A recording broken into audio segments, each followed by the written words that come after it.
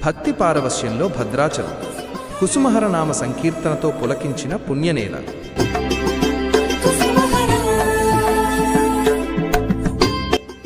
నామ సంకీర్తనతో భద్రాద్రి పులకించిపోయింది. భద్రాద్రి కొత్తగూడెం జిల్లాలోని పవిత్ర పుణ్యక్షేత్రం భద్రాచలంలో శ్రీ శ్రీ కుసుమహరనాథ ప్రభునామ త్రయాహం మరియు లీలా కళ్యాణ మహోత్సవం అత్యంత వైభవంగా నిర్వహించబడింది.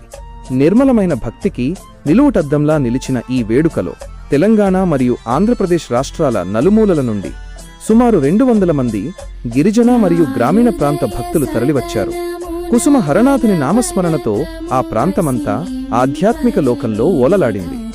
విశాఖపట్నం దువ్వాడకు చెందిన శ్రీ కుసుమహరనాథ నామ ప్రచార సంఘం ఆధ్వర్యంలో ఈ కార్యక్రమం కనుల పండువగా సాగింది.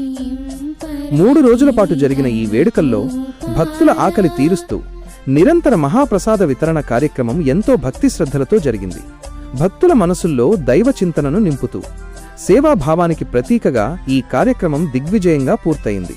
ఈ మహత్కార్యంలో కుసుమహరనాథ నామ ప్రచార సంఘం అధ్యక్ష కార్యదర్శులు RVS Ramesh K, Mangaraju B, Siva Sitaram K, Sanyasinaidu, Patnala రామకోటితో పాటు సంఘ సభ్యులందరూ పాల్గొని స్వామివారి సేవలో తరించారు.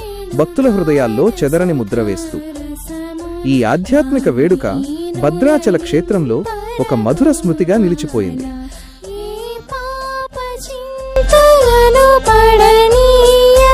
కాపాడర